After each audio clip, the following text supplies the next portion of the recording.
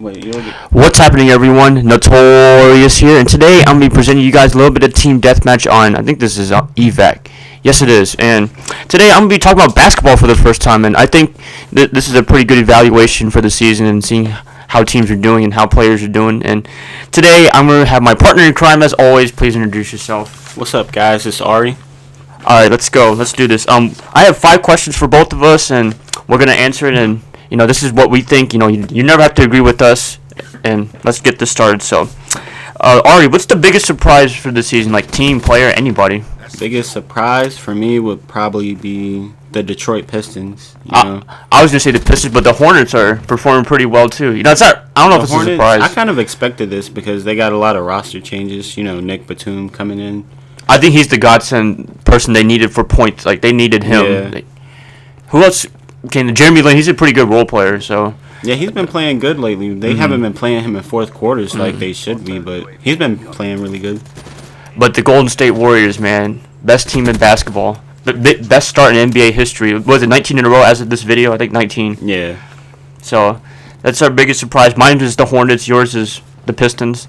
Andre Drummond, man. I think a couple years from now we're going to be calling him one of the great big men in this game. Probably. He's one of the greats right now. Another question. Let's see. Who is the biggest disappointment? Team, player, doesn't matter. Biggest disappointment? I don't know. It's kind of tied between the Rockets and the Pelicans. I'm going more with the Rockets because they were expected to perform well. Like the Pelicans, they were expected to, I guess, to make the playoffs. I guess, yeah. But nothing more, nothing less. And the Rockets, we had them in the Western Conference Finals, maybe the NBA Finals this year. But they just had a tumultuous season so far. They fired Kevin McHale, and they called Dwight Howard a coach killer. Dang. That's really disappointing. But is there any other disappointments? I'm thinking probably a team that I'm a little disappointed is probably the Bucks. Oh, Milwaukee Bucks. Yeah, the Bucks. But still, I mean, I know it's the Bucks, but they've been any team that's been coached by Jason Kidd has been pretty good. Yeah, pretty good team, and they're not really playing that well right now. So.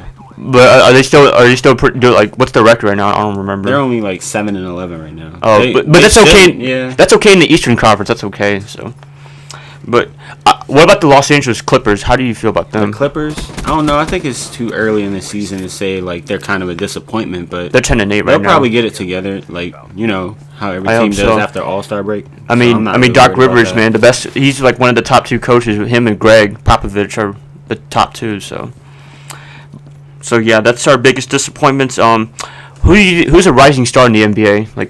Rising star. In a couple of years, we'll be just keep talking about him. You know who is playing good right now? Who? Brandon Knight for the Suns. Suns. Oh, yeah, he's. He played for the Suns now. I thought he played. He's playing really good this season. What's his stats? I don't know. I don't know his exact. We don't really talk about him just because the Suns are kind of they're playing kind of good this season. They're positive. I think they're in the as of now they're in the playoffs. I think a rising star is Hassan Whiteside of the Miami Heat. Whiteside? Yeah, he's pretty good. I mean, who averages as of this video, who averages 4.7 blocks a game? That should be the most in NBA history. There's probably somebody more, but yeah, that's crazy, man. I mean, last year he had a double with points or rebounds. I forgot which one, and blocks. Who does that? I've never seen that happen before. So. That is my rising star, Hassan Whiteside, and yours is Brandon Knight of the Phoenix Suns. I like how he's playing. How do you feel about Kobe retiring? Wasn't surprised, not surprising at all. No, that's not surprising. Man. But I'm just surprised. He's gonna stick it. He's gonna stick it out through this season. I know they're not gonna go anywhere this year, but he's a man. I know. Man of his word, man. He gotta finish what he started. Yes, so. He will, and it's fun memories. I miss him. Well, I never really watched him when he was with Shaq because we were kind of young. So, but when he started taking his own team, number 24, that's when. Yeah, I used to watch him a lot. It's gonna be crazy not to see him after this year. It'll be crazy when Tim Duncan, and Dirk Nowitzki retire. But it's gonna be a while until Tim Duncan retires, in my opinion. I don't know. I think this year might be on the low. I think this year might be Tim's last year. But he's never been injured seriously. Yeah. I don't think he's had any serious injuries in his career. No, not really. No, nothing. Them. They always have a good like collection of players. And he never plays like more like nobody ever plays more than 30 minutes a game. I don't think like LaMarcus Aldridge, their new free agent acquisition. Like I don't think he is. He might have like 32 minutes, but not like a lot of minutes. So that's what's good about the Spurs. I wish what if Kobe was with the Spurs, man? I think. Kobe, I don't think that would really work. I don't think so. Kobe played. Too many stars, way too many stars. That's not really the way to go. But that's about Kobe retiring. One more question maybe is rookie performances. Who's been a good rookie so far? Probably, even though his team is doing terrible, probably like Karl Anthony Towns. I was gonna go with Jahlil Okafor, even though he had that little controversy, that little fight in Boston. But he's doing pretty good. I haven't seen that. You haven't seen the video? I've seen a video a little bit. It was on First Take a little bit, and I saw a bit. But Karl Anthony Towns and Jahlil Okafor have been performing well, and D'Angelo Russell, he's been a disappointment so far. Yeah, and I think he's gonna be a disappointment for the Lakers. Like I don't know why they drafted him. I thought they were gonna get Jahlil Okafor. Yeah, they really needed a big man. Yeah, a big man. Because like I could see it. I just could see it. Like I was like excited for the Lakers to draft Jahlil Okafor, and then I heard D'Angelo was like, "Who is this guy?" Like I know he gotten some hype, but like he wasn't getting as much hype as him and Karl Anthony Towns. But I mean, it's whatever, and we'll see in a couple years. I think he'll probably turn out to be an okay player.